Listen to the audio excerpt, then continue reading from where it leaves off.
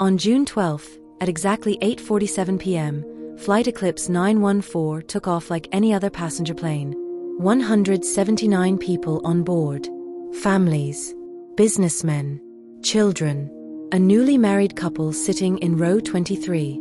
The destination was simple. New York to Buenos Aires.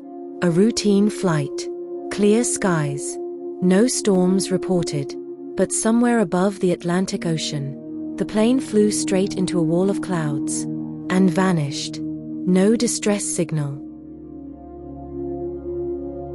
Just gone. Search teams spent months scanning the ocean. Radar logs showed the plane simply disappeared from existence. After years of investigations, the case was closed. Flight Eclipse 914 was declared lost forever.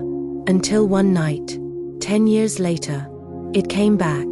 Airplane Act 1, The Disappearance. Flight Eclipse 914 was a modern aircraft. Brand new. Fully inspected. Captain Daniel Moore, a veteran pilot with over 18,000 flight hours, was in command. His co-pilot, Sarah Collins, had flown this route dozens of times. At 8:47 p.m., the plane lifted off the runway. Inside the cabin, passengers settled in. Seat belts clicked. Movies played. Drinks were served. Nothing felt unusual. At 9:32 p.m., the plane approached a massive cloud formation. Air traffic control warned them. Eclipse 914, we're detecting unusual cloud density ahead. Recommend altitude adjustment. Captain Moore acknowledged. Roger. Adjusting altitude. But as the plane entered the cloud, everything changed. Passengers later reported, in recordings found years later, that the cabin lights flickered. The temperature dropped suddenly. Phones lost signal. The engines began to hum differently. Not louder. Not quieter. Wrong.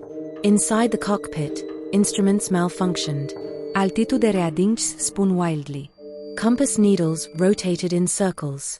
Co-pilot Sarah tried contacting ATC. Static. Then nothing. Outside the windows, there was no sky. No clouds. Just thick, swirling darkness. The plane shook violently for exactly 47 seconds. Passengers screamed. Luggage fell. Oxygen masks dropped. And then, silence. Smooth air. Clear skies. Captain Moore looked out the window. The clouds were gone. The stars looked unfamiliar. Mantelpiece clock Act 2, the flight that never aged. Inside the plane, everything felt normal again. Cabin crew reassured passengers. The turbulence was over. But something was wrong. Very wrong. The onboard clock froze at 9:32 p.m. Every digital screen showed the same time. Passengers checked their watches.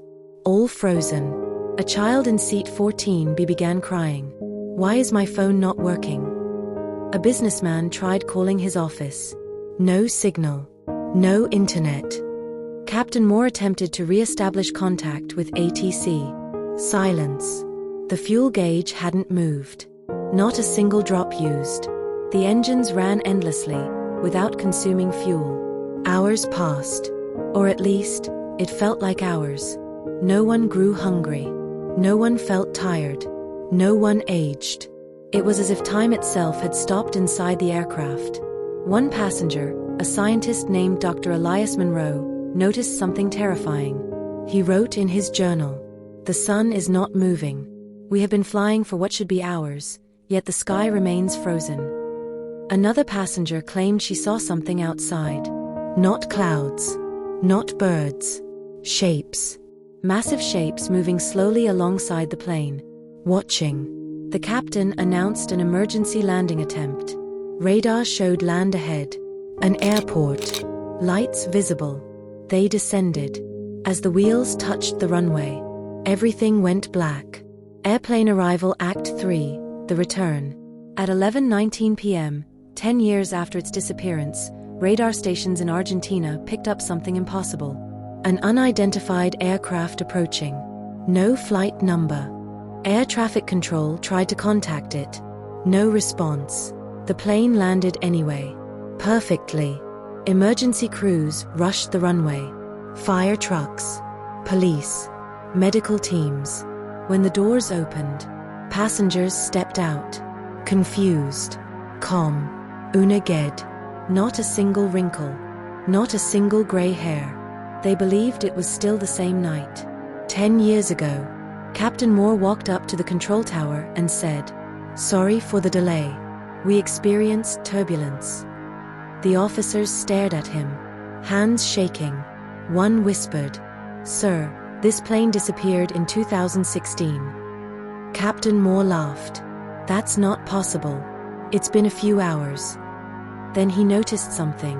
The airport looked different. Older, run down. People were crying. A woman ran forward screaming a name. She hugged a man from the plane.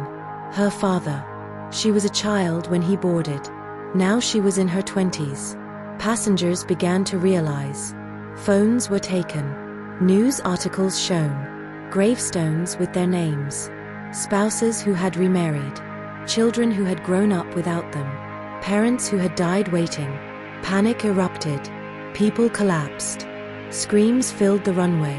Test Tube Act 4, the investigation. Governments locked the area down.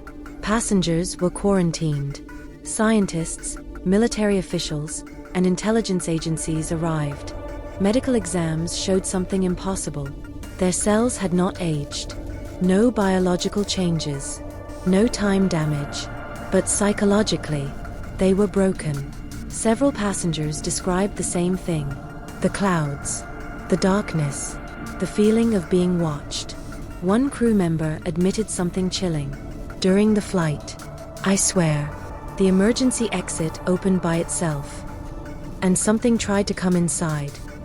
Black box recordings were recovered. The audio ended with Captain Moore whispering, "This isn't the sky." The last recorded sound was a deep, distorted noise. Not mechanical. Not human. Passengers began reporting nightmares. The same dream.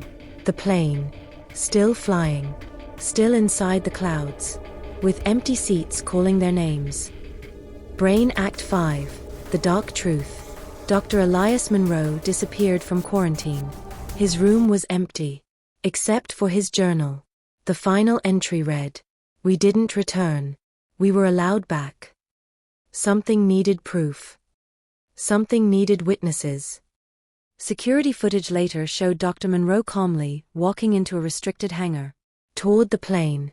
Flight Eclipse 914. Which had been sealed. Locked. Guarded. Cameras cut out for 17 seconds. When they came back, the plane was gone. Again. And so was Dr. Monroe. Authorities officially declared the incident a hoax. A mass hallucination.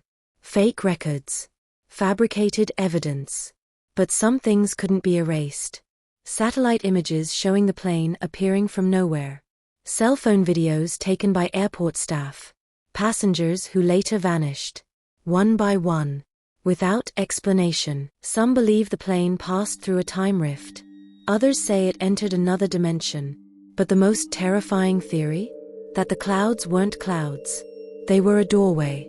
And whatever exists beyond our sky sometimes sends things back.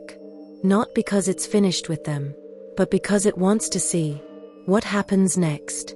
So next time you look up at a dark cloud and see something moving inside it, just remember, some flights don't crash. They don't explode. They don't disappear. They come back. And when they do, they're never really empty.